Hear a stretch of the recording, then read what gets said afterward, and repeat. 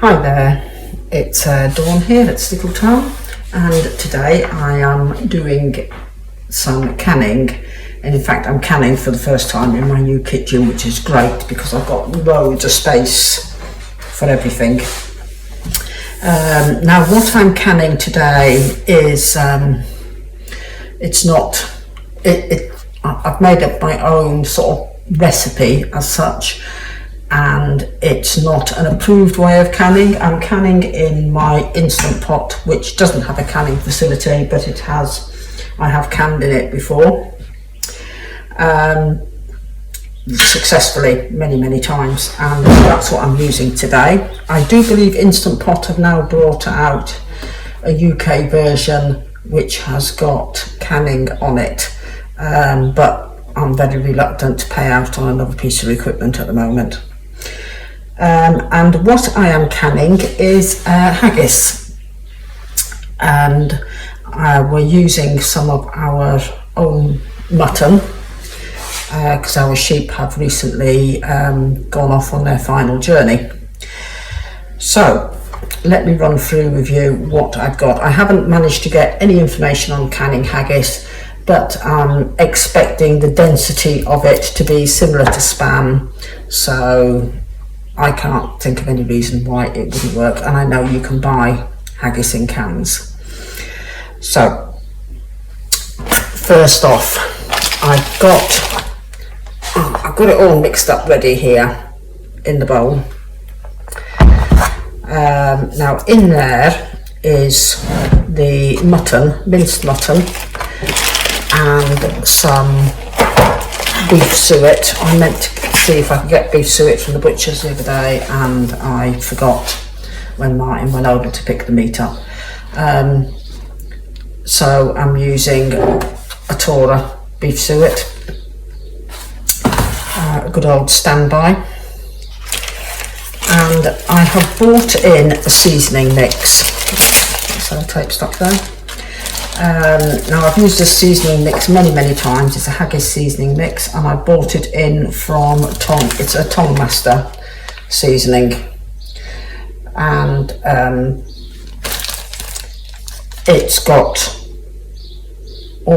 it's listed down exactly how much you need of everything, you know, to be able to make up your haggis, and it does actually come with a couple of haggis bungs.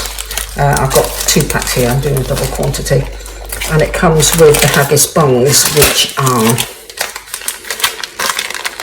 the things you put the haggis in. Now I've tried using these before, I've had some sort of success,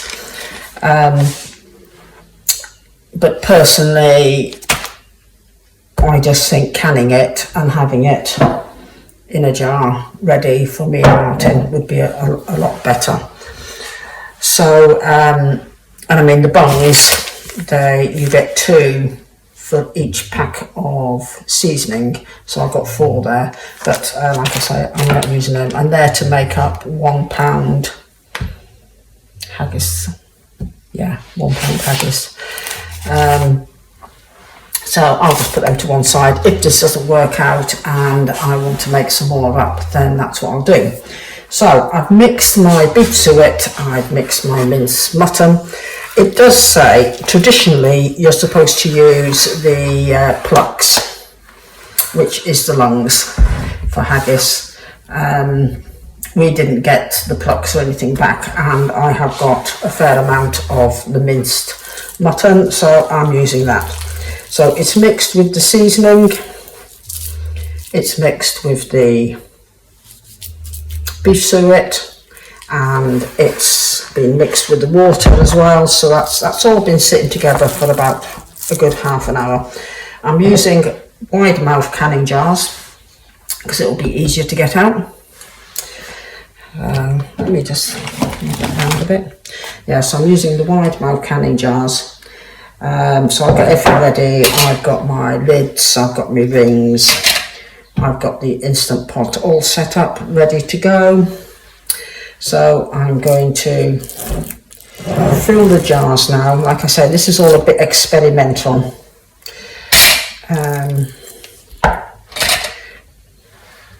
Let's move that out of the away so it doesn't get knocked over.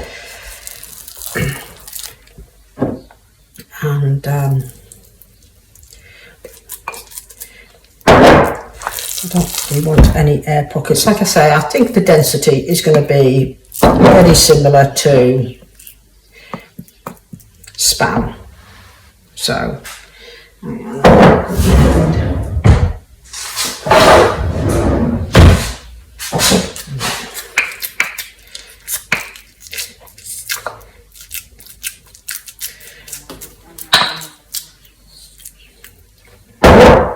a big air pocket there, which I don't really want. Push the lid down into it. And it's no different actually to doing it in the bungs. Doing it in the bungs, again, you don't want lots of big air pockets. And once you've got it done in the bungs, it's going to be a similar process to canning, because you, right, if I just read what it says. Right, so once you've got it in the bungs, you then steam cook for 20-30 minutes. No, you don't, that's after it's cooked, sorry. You have everything minced up, etc, etc. You fill your bungs or ox bungs or artificial casings and tie your ends off. Then you place your haggis in the pot, cover with cold water, you bring to the boil and you simmer for 60 minutes. So this is just to me like a glass bung. So I am using the glass canning jar. I've packed my haggis meat into it. I've left a good amount. In fact, I think I'm going to take a bit more out. There we go.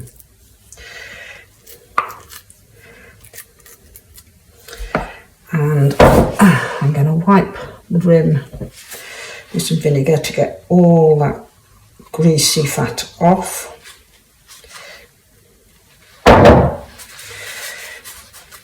Like I say, this is just a bit of an experiment, and if it doesn't work and if they don't seal, all I'll do is put them into containers and then we shall have it like that.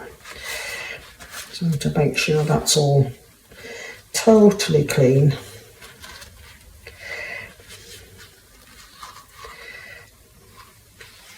Right, then we're going to put the flap lid on, and we're going to put the ring on.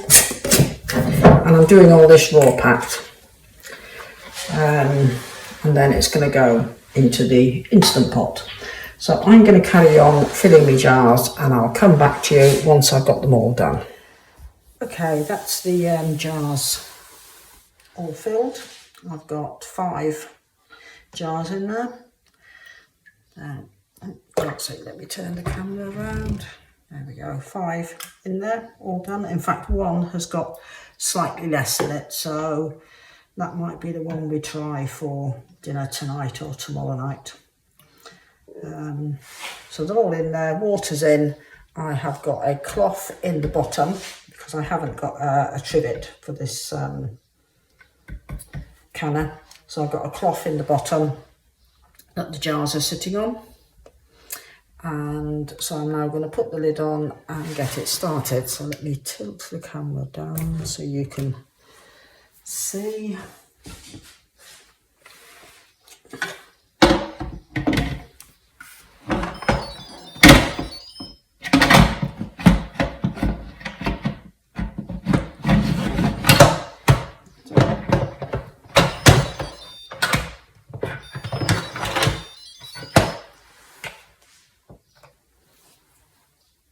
That's it, it's all in place. So I'm going to pressure cook. I don't know how well you can see that, the level is normal, and then I want high. Let me lift this down and then I can show you the settings that I'm doing. Right, I don't know how well you're going to be able to see those on the screen. Right, the pressure level was on low. Press it again, it's on high. The keep warm is lit up. I don't want the keep warm facility, so I'm turning that off. Oops, I don't know how well you can see that at all. Then I'm going to go with the time, and I'm going to do 75 minutes, which is 1 hour 15 in it. There we go. So now that will, so it's on 1 hour 15, it's on high, and now it is on, so it will start to warm up, and the little pressure cooker light is on down there. So yeah, so that is it now, on its way. Let me pop you back up here.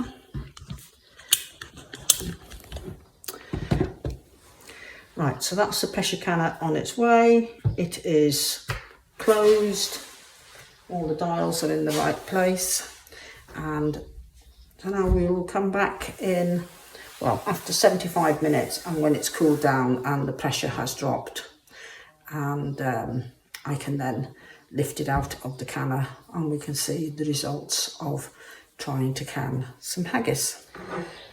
Okay, the timer has finished, and it has vented, so I'm now gonna lift them out.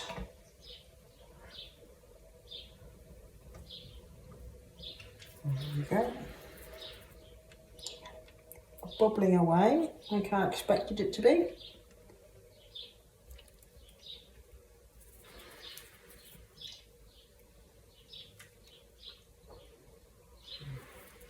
That's the smaller one.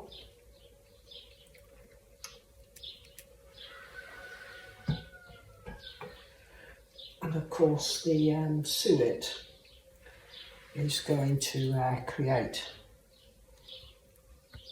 a nice seal over the top of the meat.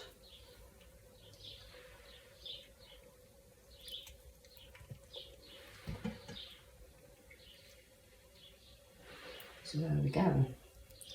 That's all the haggis done. Well, nothing exploded. They haven't, see they're starting to pop now. They haven't broke this the seals or anything. All looks perfectly normal to me.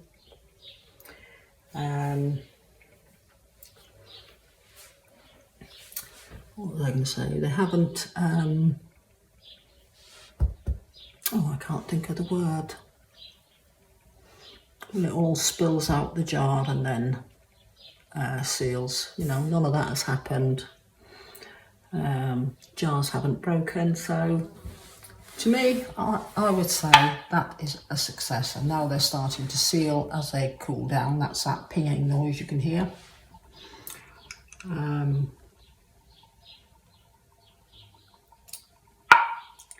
Yeah, so there we go. We shall try one at some point this week and see what it's like. But if it's passable, then this is how I will do haggis in future. I won't bother with the bungs because this saves it having to be frozen. Right, that's the this haggis. This jar didn't seal, so this is now the next day, so I've tipped it into a bowl, and to me it is no different in texture to the haggis you get in the bungs, in the casings. It's cooked all the way through, so I'm quite happy with that. So I'm going to just pop the lid on that. It's going to get warmed through to go with our dinner tonight. So thank you very much for watching, and I'll catch up with you on one of my next canning adventures.